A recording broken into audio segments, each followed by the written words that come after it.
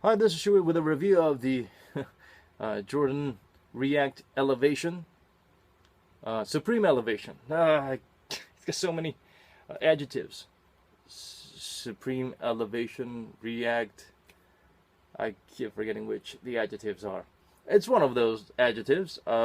We've seen the Jordan Supreme Elevation before. That was the Jimmy Butler signature, which was sort of like a recycled version of the Jordan 32s.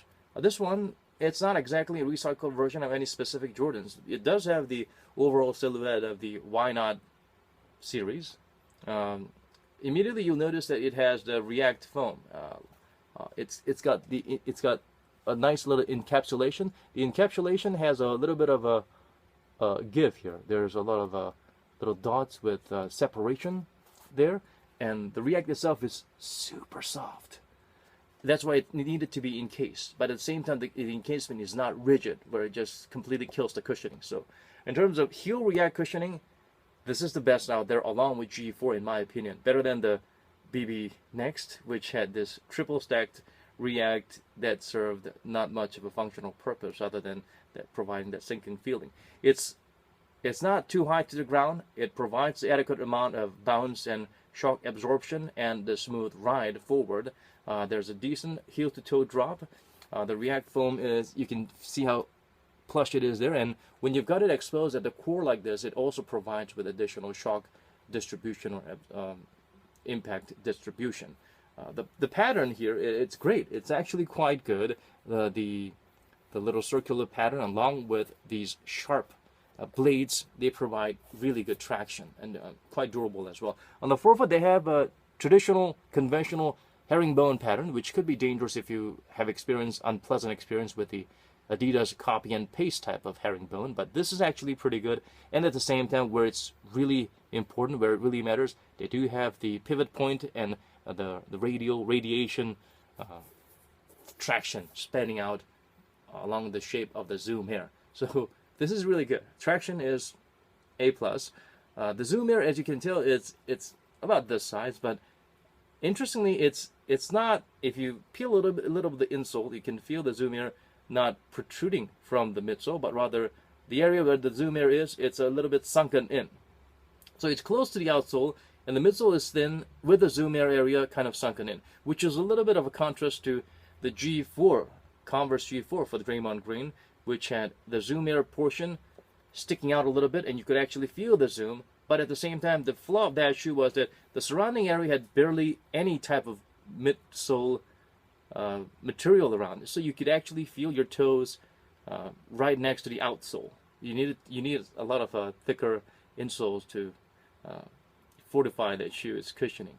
This, it feels a little bit like the Kyrie low ones, where the zoom is there but you don't really feel it.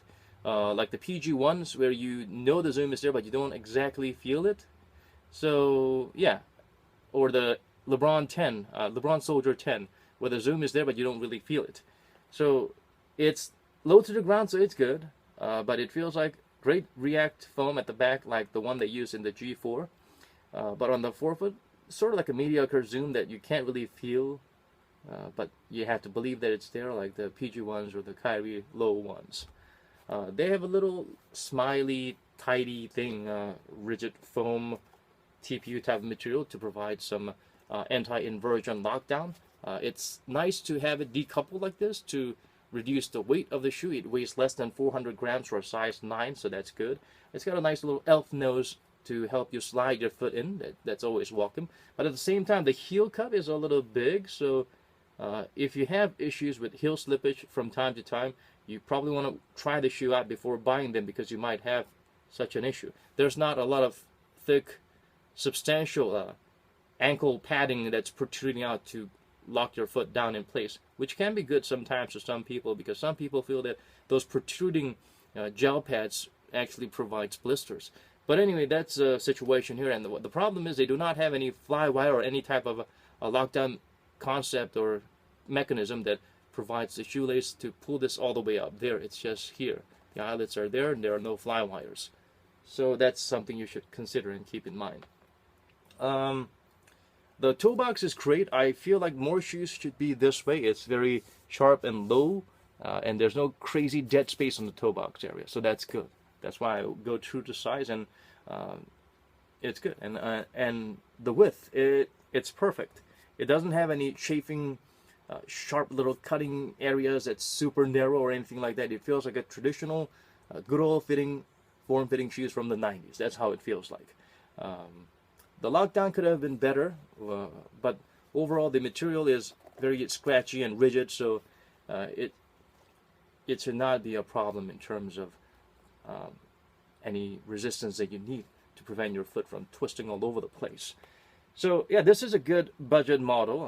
I don't know if this was meant to be a budget model, but this great traction, great heel cushioning, a little bit of an insubstantial forefoot cushioning that's unfortunate. Another problem with the shoe I have is that the insoles are not removable. If you take them out, you're gonna have to do some work afterwards because there'll be certain parts glued to the midsole that won't come out, so the Ortholite insole will be shredded or torn as you pull them out. So it costs, I think, give or take about $100, so that's pretty affordable. It's a good shoe, but a mediocre forefoot cushioning, that's the biggest gripe I have with this model.